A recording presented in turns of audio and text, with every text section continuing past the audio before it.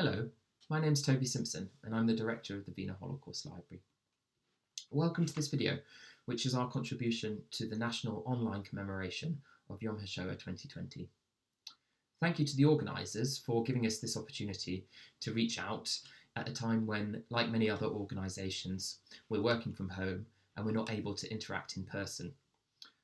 So what we want to do with this video is give you an overview not only of what you can do and what you can learn when you visit the library, but also the digital resources that we offer, which we're still offering during this phase of lockdown. So in a moment, 6 of my colleagues are going to go through different aspects of the library's work, but first I want to give a very brief introduction to the library and its history. The Wiener Holocaust Library is Britain's largest collection of materials relating to the Holocaust and other genocides. It also has a long and unique history that stretches back over 85 years and begins with the work of its founder, Dr. Alfred Wiener. Okay, so we're going to begin with a couple of images that illustrate the early life of Alfred Wiener. On the first photograph, you can see him as a young boy standing next to his father, Karl, and this photograph shows the family shop, which was a business based in a town called Benchen, a small town with some 5,000 inhabitants. At that time, it was part of the German Empire. Today, it's part of Poland. And Wiener, as this photograph suggests, was perhaps foreseen inheriting the business one day, but that was not to be. Instead, the family returned to Potsdam, which is where Alfred had been born in 1885.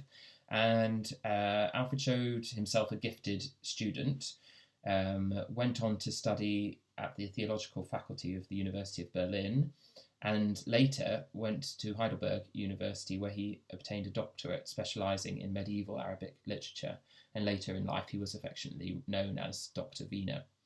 Another important aspect of Wiener's early life was his patriotism and his service in the German army during the First World War.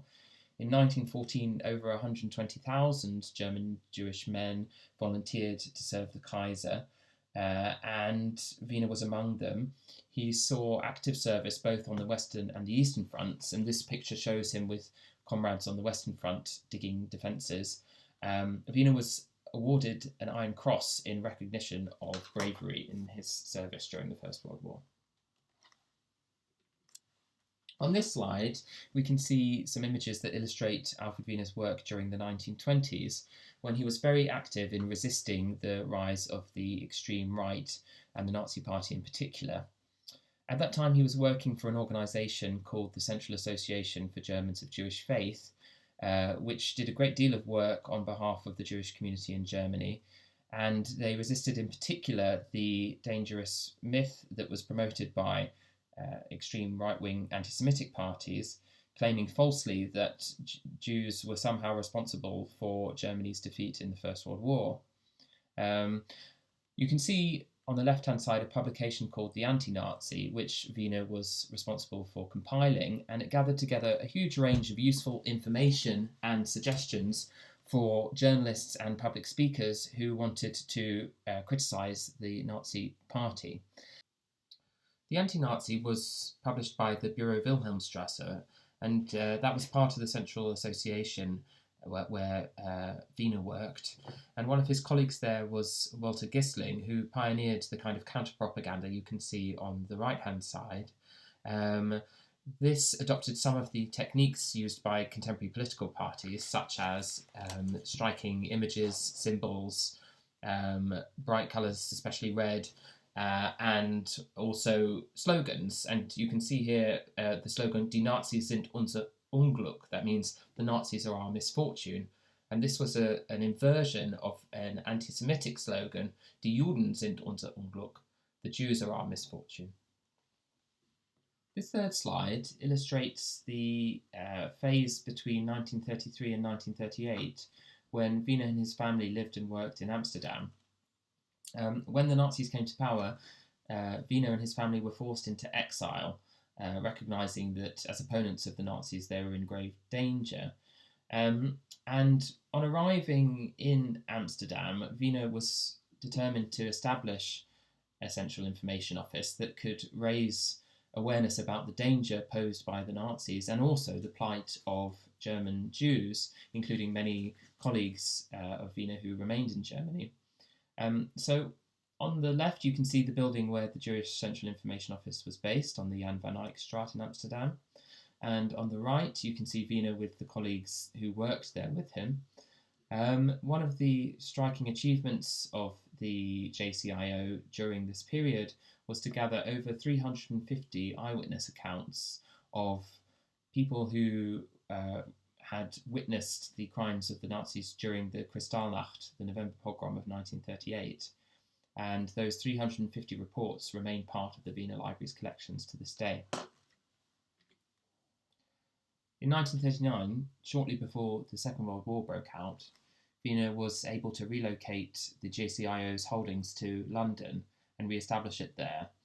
And during the Second World War, his large collection of books and documentation was extensively used by the Allied governments, both Britain and the US in particular, to support the war effort. Wiener was able to provide digested, concise, well-sourced information about the Nazi party and state. After the end of the war, the library became an essential resource in a number of ways. Firstly, supporting efforts to achieve justice, for example, during the Nuremberg trials and during the Eichmann trial. But also, it became an essential resource for early researchers, not only into the origins of Nazism, but also into the facts of the Holocaust itself. And this was the case not only in Britain, but also internationally. There's so much more to say about the fascinating history of the Wiener Holocaust Library that I haven't had time to say today. But I hope I've given you an impression of who Alfred Wiener was and how and why he started this amazing institution some 87 years ago. I'm going to hand over now to other members of the staff team who are going to take you through what we can offer both online and in person. Hi there. My name is Greg Toth, and I'm the head of collections at the Wiener Holocaust Library. I would like to talk to you a little bit about our reading room and also show you a couple of images as I talk. The Wiener Holocaust Library has a beautiful reading room on its first floor. You can see this is a picture of our building, the building in the middle, and the reading room is on the first floor. This reading room is open to all on weekdays free of charge.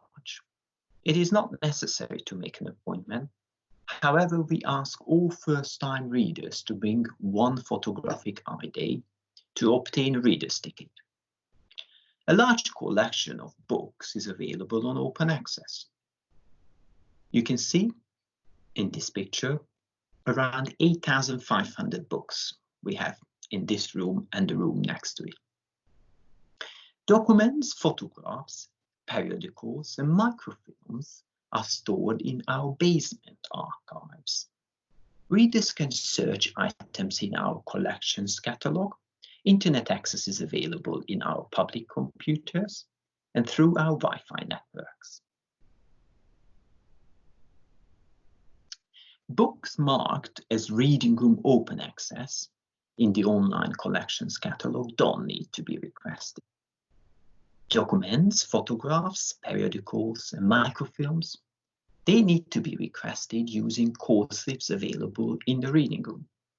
Call times for ordering from the basement stores are available on our website, and the maximum number of requests per call times is 6.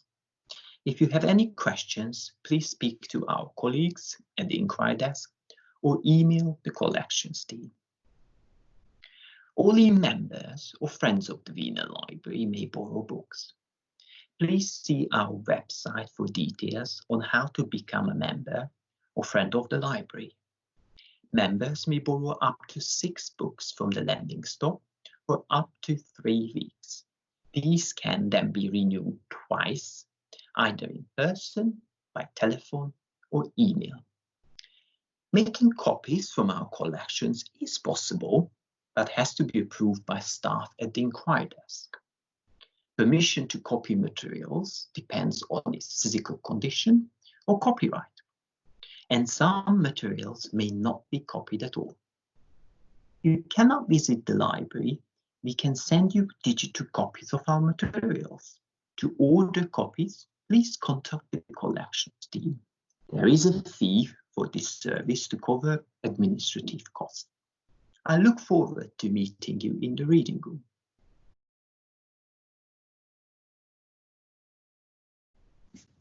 Hello, I'm Barbara Warnock, the Senior Curator and Head of Education at the Wiener Holocaust Library, where I curate our exhibitions and I oversee our education programme. And today I'm going to talk to you a bit about our unique and amazing collections and show you some items from our collections so that you get a kind of taste of what they're like. I'll also talk to you a bit about some of the uses that we make of our collections and talk to you about our exhibitions programme and also our tours and events and workshops. And our educational workshops very much draw upon our archival collections for their content. So I'll just now start to show you some of the items that we have in the collections. So our collections are really amazing and very diverse. We've got a large collection of books on relevant subjects, but also extensive collections of pamphlets from the 1930s and 40s and later, eyewitness testimonies to the Holocaust, Nazi documents, contemporary newspaper accounts, and many, many other things.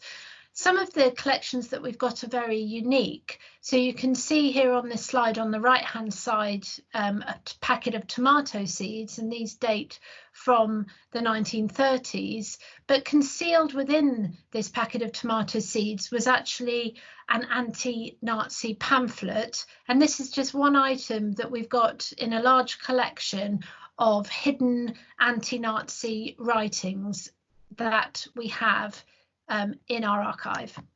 And our archival collections are stored in safe conditions in our building in Russell Square in our archive stores, and you can see a photograph of some of the archives on the screen now.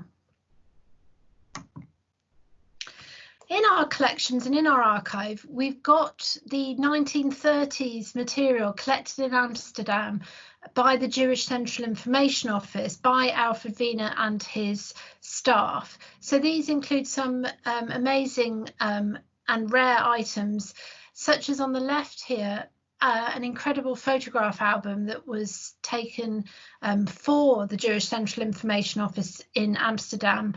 And this photo album was taken by somebody who travelled through Germany, and every time they encountered a street sign that had anti-Semitic writing on it, they photographed it, and they produced this for us.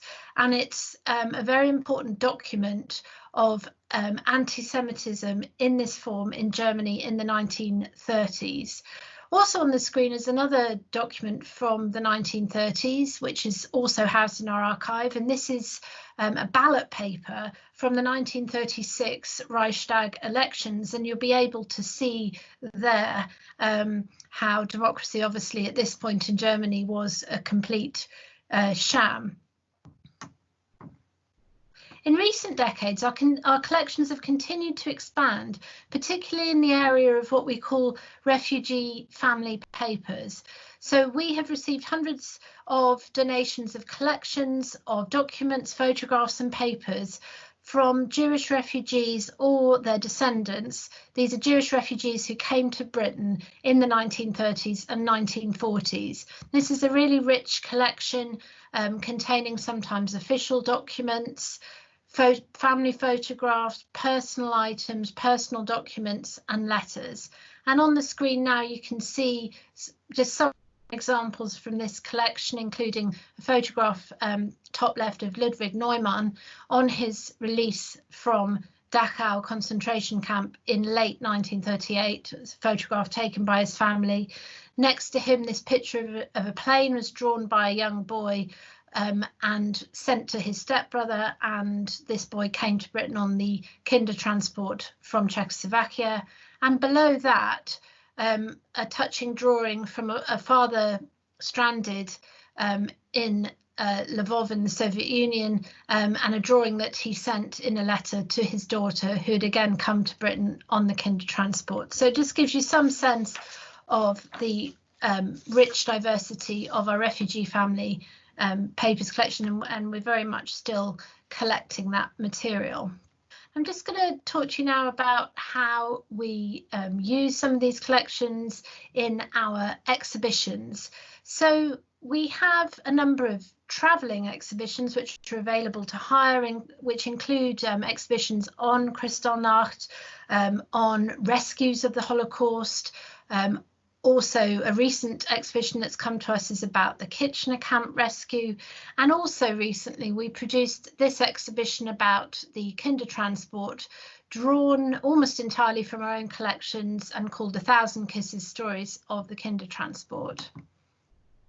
And we have a very rich, again, collection of documents about the Kindertransport, from British documents to family papers and institutional records and other items. Our exhibitions aren't just travelling exhibitions, though. We have an exhibition space in our building at 29 Russell Square in London, and we have a programme of exhibitions that largely draw upon our collections. We have about 3 exhibitions a year. They're always free to visit, and they contain items from our collection. So I'm just going to tell you a little bit about our exhibitions and future plans, and give you some examples of previous exhibitions we've done as well. So at the moment, I'm currently working on an exhibition about Jewish resistance to the Holocaust. This exhibition was due to launch in mid-May, but because of coronavirus is likely going to be later in the year, so we'll keep you posted about that. And this exhibition explores different aspects of Jewish resistance to the Holocaust, from armed resistance such as that of the of Jewish partisans, such as this group pictured here from Lithuania.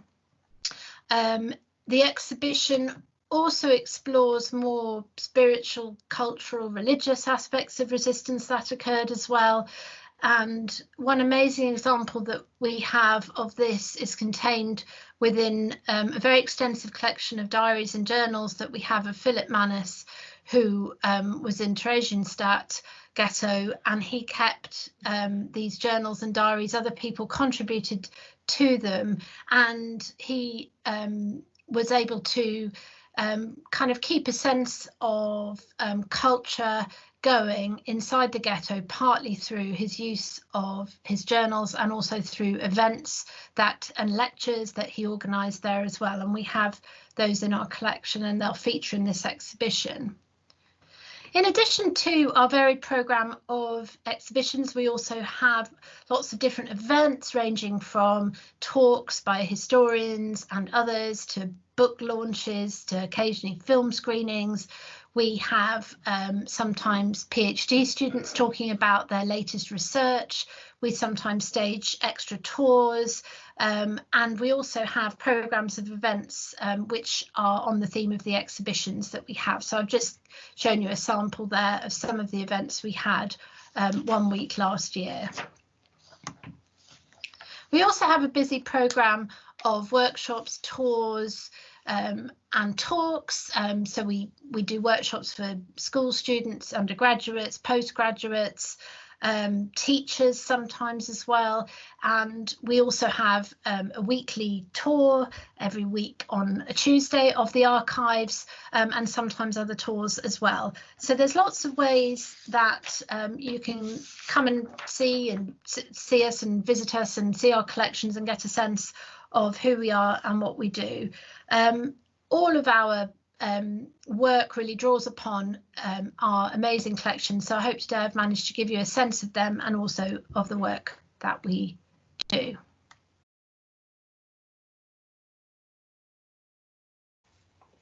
Hello, my name is Roxy Baker, and I'm going to talk to you today about one of the library's educational projects called the Holocaust Explained.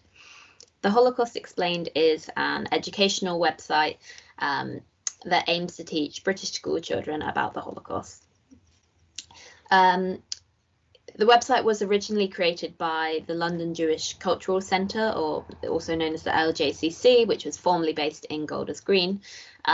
When the LJCC was amalgamated into JW3, the library took over custodianship of the website, and that was in around 2016.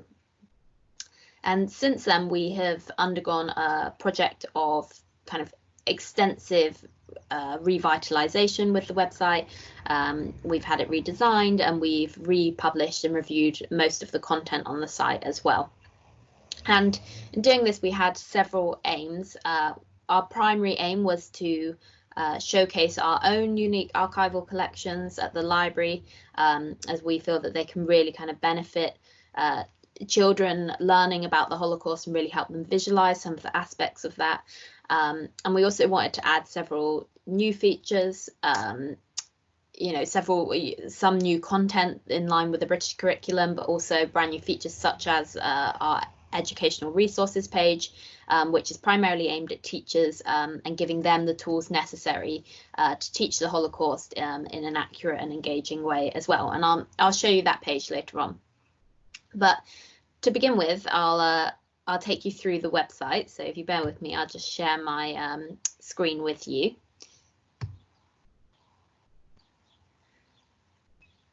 There we go.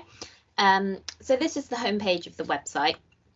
And as you can see along the top here, there are 9 different sections. They start with what was the Holocaust, and it goes right through to survival and legacy. And above this main bar, there's also some additional resources. So, for example, our educational resources page I just mentioned, a timeline, and also some survivor testimonies there as well.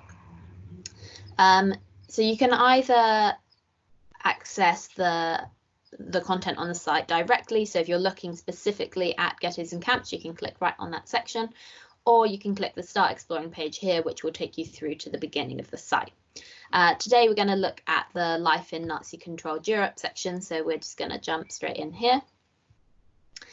And as you can see on the left-hand menu of the screen, there are 6 different subsections that take you through different topics in this area. So from everyday life and oppression through to economic policy, foreign policy, and the Second World War. And then there's also at the end some case studies on different countries that were occupied by Nazi Europe, by the Nazis as well.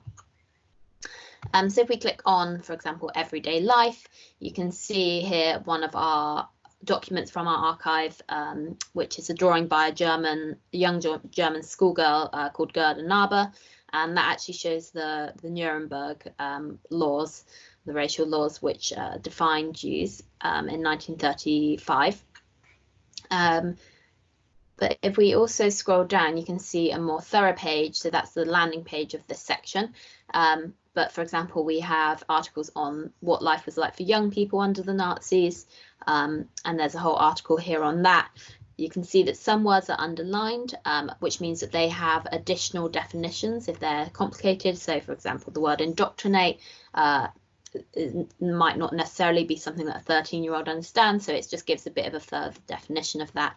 But there are also some on, for example, the Hitler Youth, and just different aspects that children might not know as much about or might want to know more about. So they can hover over them and get extra information. And as you can see, this is the archival resources that I was talking about in my introduction. So you can see here that we've managed to integrate quite a large range of the library's different sources. So there's photographs, so these are of obviously the League of German Girls and the Hitler Youth, but there are also things like this, the leaflet of the Hitler Youth that was published in 1937, and there's also items, so this jigsaw can either spell out the word Hitler or it can be used to create a swastika as well, and that was aimed at young children in Nazi Germany. And there's also, for example, anti-Semitic books by Ernst Heimer and others that the library has quite a large collection of, and it shows some examples from inside those as well. I just wanted to show you additionally our brand new educational resources page. So currently this page is split into 3 different topics, each of which contains contextual information, worksheets, activities, and primary sources, all of which you can download. But we are looking to continually update this. We've currently got new educational resources planned on Roma and Jewish resistance as well.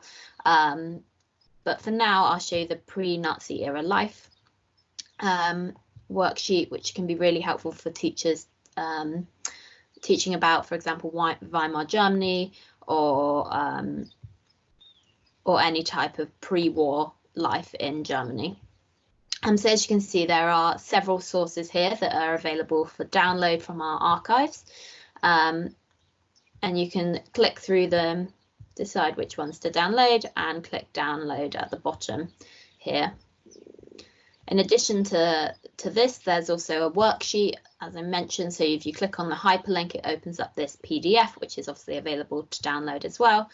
And the PDF explains who the educational resource is aimed at, the relevant curricula, prior knowledge assumed, and then also goes into being a worksheet that has both primary source examples, which you can download in the previous section, as well as activities and questions, and a list of answers to these questions are at the bottom. So hopefully that's kind of given you a brief glimpse of what the site aims to do and what's on the site, as well as there's a lot more stuff that I couldn't show you. There's we've added over 500 different sources across 300 articles across those 9 sections. So it's a huge website, and there's lots on there. So it's got a huge amount of potential, and it continues to be popular as it was when we took over custodianship of it, with millions of views and millions of users per year across hundreds of countries. I think last year we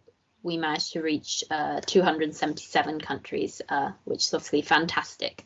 And I think especially in trying times that we're in at the minute, being confined to our houses, the website is a really great resource for those looking to learn about the Holocaust, or not being able to learn in a more conventional manner.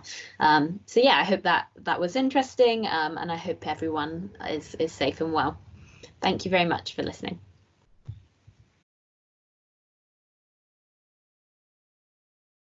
My name is Elise Bass.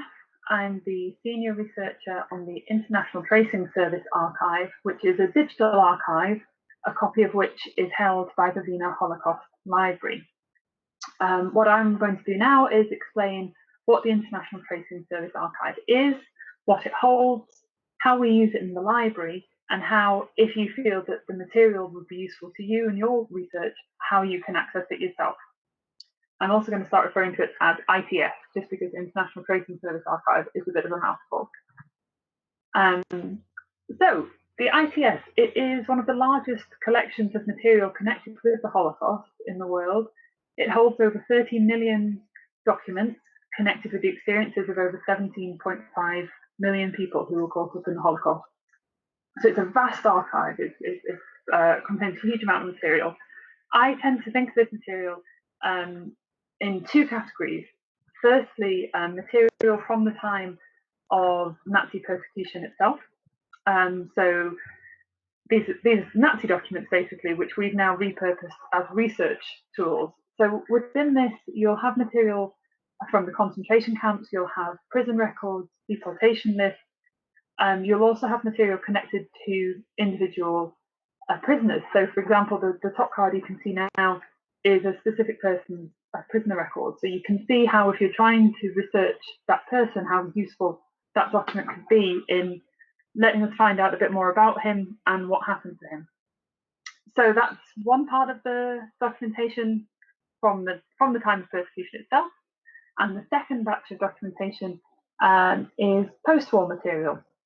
So this may include things like emigration lists, survivor lists, when survivors were living in displaced persons camps, the material connected with that sort of thing. Also contains information about post-war efforts to try and trace lost children, for example, to try and identify unknown dead, and to try and identify foundling children, find out where their families were and what had happened to them, that sort of thing. So this is a huge archive, as you can hopefully start to see. How we use it in the library. We use it in 2 main ways. So firstly, it's used as a tool of academic research. So this is both for in-house work, so it supports our research that we carry out when producing exhibitions and online resources, things like that. It's also accessed by external academics. So this is ranging from students to professors. People come in and access the material in the archive to inform the latest research, which is obviously great, and that's something that we really want to encourage. The second function of the archive in the library, and this is what I do, is for family research. So what happens here is a person will contact me and ask me to carry out research about a specific person who was caught up in the Holocaust. What I then do is search for all traces of that person in the ITS archive. I pull copies of the relevant documents and then I try and decode them. So I highlight the most important bits, I translate the most pertinent sections where necessary, just to try and make them a bit more understandable, really, because a lot of it is quite coded information. And what I do then is I combine this research into a report, which I send out to the Inquirer. I normally try and do a little bit of extra contextual research as well, so that I'm explaining what the documents show in the context, the historical context as well. It's worth mentioning at this point that even though the ITS archive is vast, there are inevitably some gaps in the archive. There will be some people who, for one reason or another, just don't feature in any of the documentation that ITS holds. Now, I can imagine how frustrating that must be. So I always try and think of alternative archives or alternative resources where people might have more luck. So I try not to be a dead end. I try and help people figure out where else there might be material about the person that they're looking for. So if you think that you would, that this could be useful for you, that you want me to see if I can find out any information about a relative of yours or a friend or someone that you know of who was caught up in the Holocaust, this is how you access. This is how you submit a research request. So to request research to be carried out, go to our website, which is wienerlibrary.co.uk, and you can see on the screen now, if you click on the Collections tab, that will bring up a section that says International Tracing Service. If you click there, that will take you to the part of our website that's all about the International Tracing Service archive, and there you can submit a research request. Clicking that link will take you to a database where you put in the information that you know about the person you want to be researched. I will then receive that, and I can then begin the work. Worth mentioning at the moment about our turnaround time. We're a very small team, and there is a high demand for this work to be done, as you can imagine. So you're looking at a turnaround time of several months, really. That's just something that's worth bearing in mind when you submit your research request. One thing that is also worth mentioning is that a part of the ITS archive has already been digitised and uploaded for anyone to access. So if you're interested in carrying out your own research, you can go to this website here, arlson-archive.org, and through there you can search through millions of documents yourself from wherever you are. So that's a really, really great resource. You can search for an individual, you can search for a theme, for a geographical area. It's a really cracking resource. Hi, I'm Leah Sybotham, and I'm the Digital Asset Manager at the Wiener Holocaust Library, and I'm going to quickly spend the next few minutes showing you other digital resources which have been produced by the library, other than the Holocaust Explained, which are available online. These include the Refugee Family Map Project, Pogrom November 1938, Testimonies from Kristallnacht, and a new resource which I'm currently working on and which will be launched later this year, Testifying to the Truth. The first resource is our Family Map Project, so I'll show you the homepage now. This map gives the opportunity to browse and search the Wiener Library's collection of refugee family papers. So several hundred of these collections have been donated to the library over the years, and indeed we continue to do so.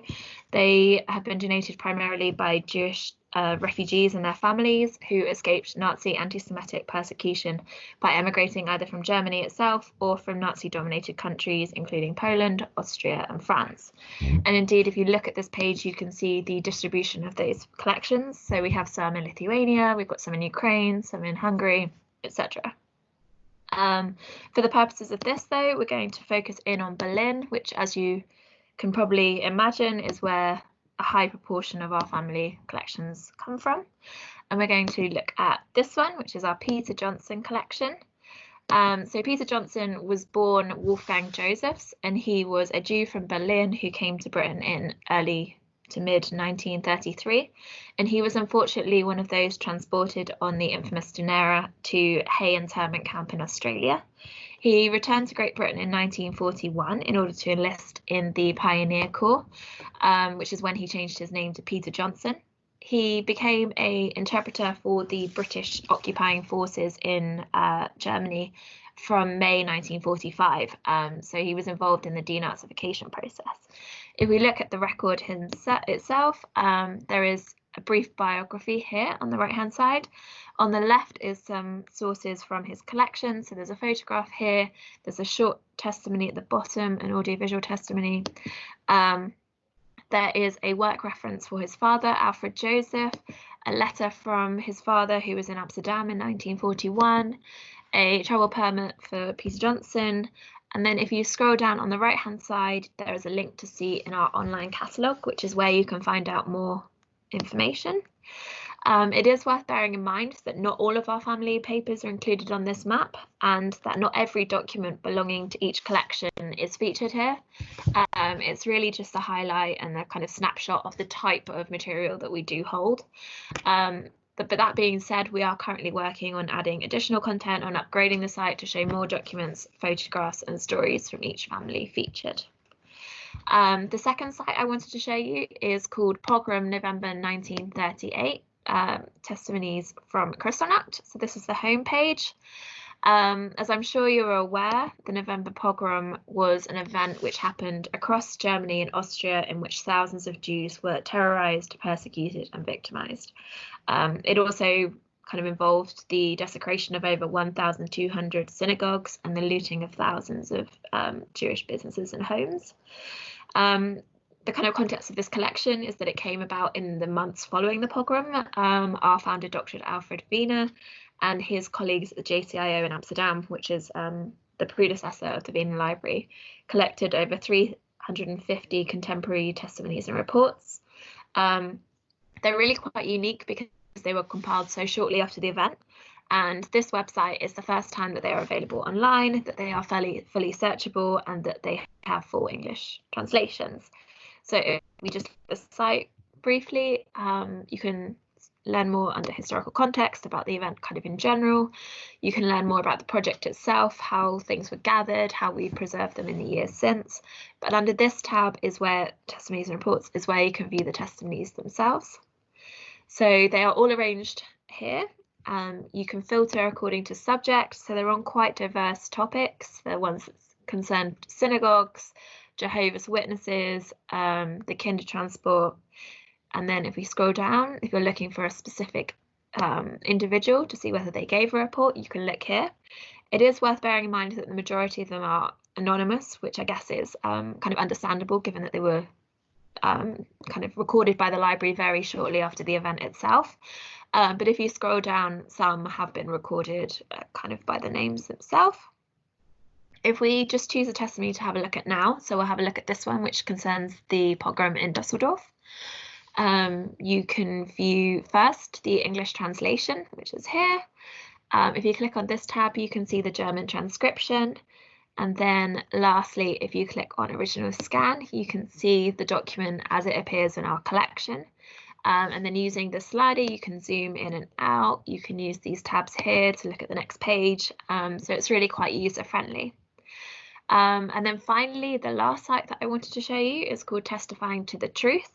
It hasn't been launched yet, but as I'm working on it currently, I thought it might be nice to give you a sneak peek. You can see it looks very similar to the pogrom site. And in a sense, they are kind of sister sites, so that does make sense. And it's been created in order to highlight the unique collection of testimonies that were gathered by Wiener Library staff in the 1950s. So this project was the initiative of Dr. Eva Reichman, who was head of research at the library at that time. And the intention was to acquire as many reports as possible from those who had lived through the period. So advertisements were placed in the press, and kind of culminated in 1,300 submissions. And this is particularly kind of important because it was at a time when relatively few people were actively gathering evidence of the Holocaust from the perspective of survivors themselves.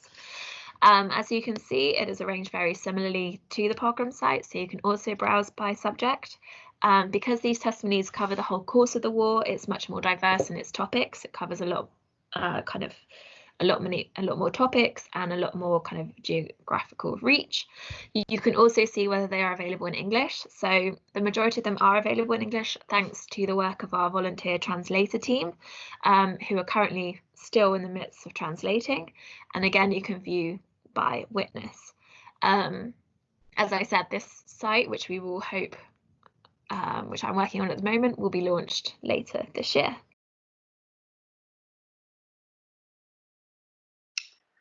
Hi, my name is Christine Schmidt, and I'm the Deputy Director and Head of Research at the Wiener Holocaust Library.